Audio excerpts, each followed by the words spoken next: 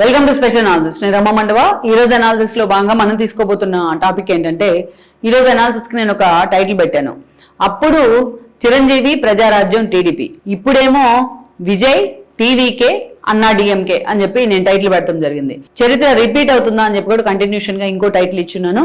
అంశం గురించి మనం మాట్లాడుకుందాం. ఇక్కడ చూసినట్లయితే రీసెంట్ గా ఎగ్జిట్ పోల్స్ 5 రాష్ట్రాల ఎన్నికలకు సంబంధించి ఎగ్జిట్ పోల్స్ ని పలు సర్వే సంస్థలు దేశవ్యాప్తంగా రిలీజ్ చేయడం జరిగింది. అయితే వీటన్నిటికంటే తమిళనాడు మీద ఎక్కువ ఎందుకు ఫోకస్ అయిందంటే, ఈ రోజు తమిళనాడు ఒక నిజంగానే దేశ రాజకీయాల్లో కూడా ఒక గేమ్ చేంజర్ కాబోతోంది. సుదీర్ఘంగా అక్కడ అన్నా డిఎంకే ఆర్ డిఎంకే పాతుకుపోయిన సందర్భం ఉంది.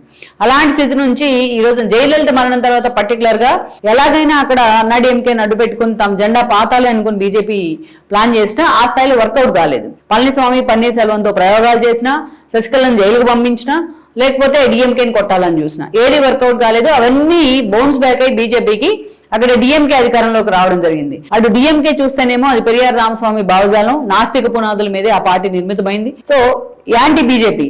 అందుకే రాహుల్ గాంధీ అంటే ఇష్టమున్నా లేకున్నా, ఇండియా కూటమి అంటే తమకి ఇష్టమున్నా లేకున్నా ఆబ్వియస్లీ దాంతోనే వాళ్ళు కొనసాగుతూ వస్తారు, ఇండియా కూటమితోనే.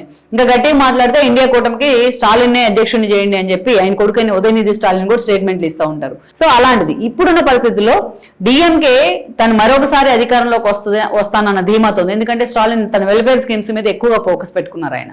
అవే ఆయన నమ్మకం ఈ రోజున. మరోవైపు అన్నా డిఎంకే బీజేపీతో ఉన్న పొత్తులు తమను గెలిపించబోతున్నాయని వాళ్ళు ఆస్తూ ఉన్నారు. వాళ్ళకున్న జయలలిత ఓట్ బ్యాంక్ కానీ జయలలిత మీద ఉన్న సెంటిమెంట్ కన్వే అవుతుంది మరొకసారి అని వాళ్ళు ఫీల్ అవుతూ ఉన్నారు. ఇంకొకటి ఏంటంటే, ఈ వీళ్ళిద్దరి మధ్యలో ఈ రోజు వచ్చిన టీవీకే ఈ రోజున బీజేపీ హోప్ ఏంటంటే అన్నా డిఎంకేతో కలవసిన కారణంగా తమ కూటమికి ఎడ్జ్ ఉంటుందని బీజేపీ లెక్కలు కడుతూ ఉంది. వేరాజ్ విజయ్ విషయానికి వచ్చినట్లయితే ఈ రోజు అతను కింగ్ మేకర్ కాబోతున్నారు. మార్పు అనే పేరుతో అతను తీసుకొచ్చిన నినాదం ఈ రోజు తమిళనాడు రాజకీయాలను మార్చబోతుందని ఒక అంచనా. అయితే ఎగ్జిట్ పోల్స్ అన్ని మెజారిటీ డిఎంకే వైపు ఉన్నాయి. కొంత ఒకరిద్దరు ఏదైతే ఆ కూటమికి ఇవ్వడం జరిగింది, ఎన్డీఏ కూటమికి. But access my India Pradeep Gupta మాత్రం వన్ సైడెడ్ గా విజయ్ అధికారంలోకి రాబోతున్నారు అని చెప్పారు. విజయ్ అధికారంలోకి వస్తారా రాదా అని సంగతి బట్టి యాక్సెస్ మై ఇండియా ఒక్కటే అలాగే చెప్పారు. మిగిలిన ఎగ్జిట్ పోల్స్ అన్ని కూడా మాక్సిమం విజయ్ వస్తే ఆయనకు ఒక 10 to 20 సీట్స్ అబౌవ్, కొంతమంది అయితే ఒక 4 నుంచి 5 అని కూడా చెప్పారు. కొంతమంది అయితే అరౌండ్ 15 to 20 ఈ సీట్స్ అయితే రావచ్చు విజయ్కి అని చెప్తా ఉన్నారు. మాక్సిమం అలాగే చెప్పారు చాలా మంది. దాన్ని బట్టి ఇక్కడ ఒక అసెస్మెంట్ ఏంటంటే, అయితే విజయ్ ఈ సీట్లు ఎవరికి గండి కొట్టబోతా ఉన్నాయి? విజయ్ సాధించబోయే సీట్లు ఆబ్వియస్లీ అక్కడ మనం చూస్తే అన్నా డిఎంకేకి గండి కొట్టబోతా ఉన్నాయి. ఎందుకు అన్నా డిఎంకేకి గండి కొట్టబోతా ఉన్నాయి అంటే, ఇక్కడ పూర్తి స్థాయిలో అటు జయలలిత ఒక మాస్ ఇమేజ్ తోనే ఆమె వచ్చున్నారు. పూర్తి స్థాయిలో మనం చూసినట్లయితే తమిళ రాజకీయాలను మలుపు తిప్పారు. ఈ రోజు సేమ్ క్వాలిటీస్ విజయ్ కూడా ఉన్నాయి. అందుకే అక్కడ రిఫ్లెక్షన్ జరుగుతూ ఉంది ఇద్దరి మధ్య. అండ్ ఇంకోటి ఏంటంటే, ఇక్కడ మెయిన్ కంపారిజన్ ఏంటంటే, విజయ్ కొన్న ఒక మాస్ ఓట్ బ్యాంక్ ఉంది. విజయ్కి ఎక్కువ ఫాలోవర్స్ కూడా యూత్ ఉన్నారు. గతంలో జయలలిత అన్న కూడా అంతే క్రేజ్ ఉండేది.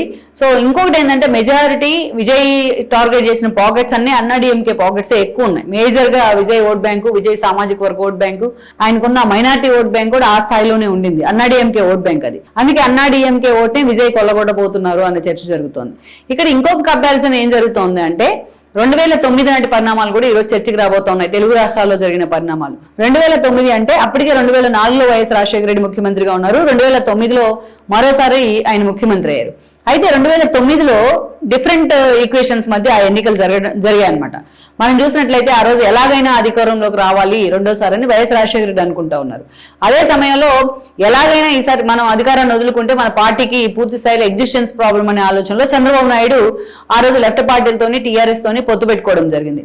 ఈ మూడు పార్టీలు ఈ లెఫ్ట్ పార్టీలు 2 and TRS and Chandrababu Naidu ముగ్గురు కలిసి టీడీపీ 3 కలిసి మహాకూటమిగా ఏర్పడ్డాయి.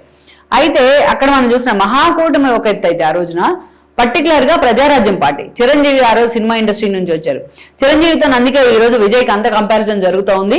చిరంజీవి ఇండస్ట్రీలో తనకు వచ్చిన ఇమేజ్ ని ఆ స్థాయిలో రాజకీయాల్లో కూడా పెడదాం అనుకున్నారు, లైక్ ఇప్పుడు విజయ్ అనుకున్నట్టే. ఆ లెక్కను చూస్తే ప్రజారాజ్యం పార్టీ వచ్చింది. పేరులోనే ప్రజలు నింపుకున్న ప్రజారాజ్యం అంటే ఆ రోజు అంత క్రేజ్ ఉండేది, జనంలో ఒక వైబ్ అనమాట అది. తిరుపతిలో చిరంజీవి తన పార్టీని అనౌన్స్ చేస్తే కవరేజ్కి వెళ్ళిన మీడియా ప్రతినిధులను కూడా అక్కడ దాకా వెళ్ళలేకపోయాం స్టేజ్ దగ్గరికి. అంత హ్యూజ్ రెస్పాన్స్ చిరంజీవికి. ఒకసారి అందరూ ఏమనుకున్నారంటే సామాజిక న్యాయం ఎజెండా రూపంలో వచ్చారు, ఆయన సమాజంలో మార్పు అని చెప్పేసి వచ్చారు. ఆ సోషల్ జస్టిస్ అనేది జనానికి మాత్రం అర్థం కాలేదు. సీఎం అవుతాననుకున్న చిరంజీవి 18 సీట్లకే పరిమితం కావడం జరిగింది. ఆ చిరంజీవి చీల్చిన 18 సీట్లు, చిరంజీవి కొల్లగొట్టిన ఓట్ బ్యాంక్ ఎవరిది అంటే ముఖ్యంగా ప్రభుత్వ వ్యతిరేక ఓటు చీలింది చిరంజీవి కారణంగా, అదేవిధంగా లోక్సత్తా అధినేత కారణంగా, లోక్సత్తా కారణంగా ఆ చీలిన ఓటు అంతా కూడా టీడీపీదే. అది వేరే ప్రభుత్వానికి అదే వైఎస్ రాజశేఖర రెడ్డికి రెండోసారి ముఖ్యమంత్రి కావడానికి కారణమైంది. ప్రభుత్వ వ్యతిరేక ఓటు చీల్చిన ప్రధాన పార్టీ ఏది అంటే ఆ రోజు ప్రజారాజ్యమే. అందుకే టీడీపీ వైపు నుంచి చూస్తే చాలా మంది టీడీపీ అమ్మాయిలు అప్పట్లో ఏమనే వాళ్ళు అంటే వైఎస్ రాజశేఖర రెడ్డి చిరంజీవితో పార్టీ పెట్టించి ఆ తర్వాత పూర్తి స్థాయిలో టీడీపీ ఓటమికి కారణమయ్యాడు అని చెప్పుకునేవాళ్ళు అప్పట్లో. సో అంత దూరం ఉంటుందని నేను అనుకోను. కానీ బట్ చిరంజీవి ఎవరు కూడా వేరే పార్టీ స్పాన్సర్ చేస్తేనో వేరొకరు స్పాన్సర్ చేస్తేనో పార్టీ పెట్టాలని అనుకోరు. ఎందుకంటే ఆ స్థాయిలో వచ్చి అంత కష్టపడి అటు పవన్ కళ్యాణ్ దగ్గర నుంచి ఇటు రామ్ చరణ్ బన్నీ దాకా అందరూ ఆ పార్టీ కోసం ప్రచారం చేసి అల్లు అరవింద్ లాంటి వాళ్ళు ఎన్నో విమర్శలు మూట కట్టుకుని ఇంత చేశారు. ఇంకా రాజకీయం చేయాల్సిన అవసరం లేదు వేరే పార్టీని టార్గెట్ చేయాలనుకుంటే. అయితే చిరంజీవి కాంగ్రెస్ లో దాన్ని విలీనం చేయడానికి మాత్రం అందరూ తప్పట్టారు. అది అందరికీ ఆ విషయంలో మాత్రం నిజంగా చిరంజీవి అంటే చాలా మంది కోపం ఉండింది. సరే మొత్తానికైతే మాత్రం ఆ రోజు ప్రజారాజ్యం అండ్ లోక్సత్తా ఆ రెండు పార్టీలు చీల్చింది మెయిన్ ఓట్ బ్యాంకు టీడీపీదే. ఆ టీడీపీ ఓట్ బ్యాంకు గల్లంత అయింది ఆ రోజున వాళ్ళ కారణంగా. ప్రభుత్వ వ్యతిరేక ఓటు చీలి కారణంగానే మరొకసారి ప్రభుత్వానికి లాభం జరిగింది. వైఎస్ రాజశేఖర రెడ్డి రెండోసారి ముఖ్యమంత్రి అయ్యారు. సో ఇప్పుడు కూడా సేమ్ ఇన్సిడెంట్ అక్కడ జరగబోతోందని మెజారిటీ ఎగ్జిట్ పోల్స్ చెప్తా ఉన్నాయి. అప్పుడు చిరంజీవి ఎలాగైతే మార్పు అన్నారో ఈ రోజు విజయ్ కూడా అలాగే మార్పు అంటున్నారు. అప్పుడు చిరంజీవి ఎలాగైతే సోషల్ జస్టిస్ అన్నారో ఈ రోజు విజయ్ కూడా సోషల్ జస్టిస్ అంటా ఉన్నారు.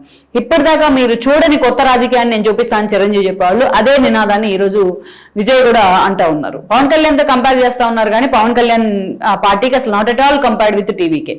ఇక్కడ మనం చూస్తే ముఖ్యంగా ఈరోజు అతను ఏదైతే మెజారిటీ ఆ రోజు 18 సీట్లు వచ్చాయి చిరంజీవికి, ఈరోజు విజయ్కి కూడా అందాజుగా అన్నే రాబోతున్నాయని ఒక చర్చ ఉంది. సో ముఖ్యంగా ఈరోజు అధికార పార్టీ వ్యతిరేక ఓటును వీళ్ళన్ని పార్టీలు చీల్చుకుంటా ఉన్నాయి. ప్రత్యేకించి ఈ కారణంగానే ఈ రోజు పూర్తిగా అన్నాడీఎంకే ఎఫెక్ట్ కాబోతోంది విజయ్ కారణంగా అనేది ఒక చర్చ నడుస్తోంది.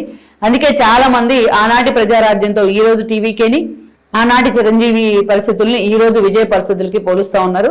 ఆ రోజు అప్పుడు ఆ ఎలక్షన్ తర్వాత రిజల్ట్ తర్వాత నిజంగా అతను ముఖ్యమంత్రి కాకపోయినా చిరంజీవి కింగ్ మేకర్ అవుతారు అనుకున్నారు. కానీ ఆ రోజు రాజశేఖర రెడ్డికి అవసరం రాలేదు. ఎందుకంటే వన్ సైడ్ మ్యాండేట్ వచ్చింది కాబట్టి ఆయనే ముఖ్యమంత్రి కావడం జరిగింది.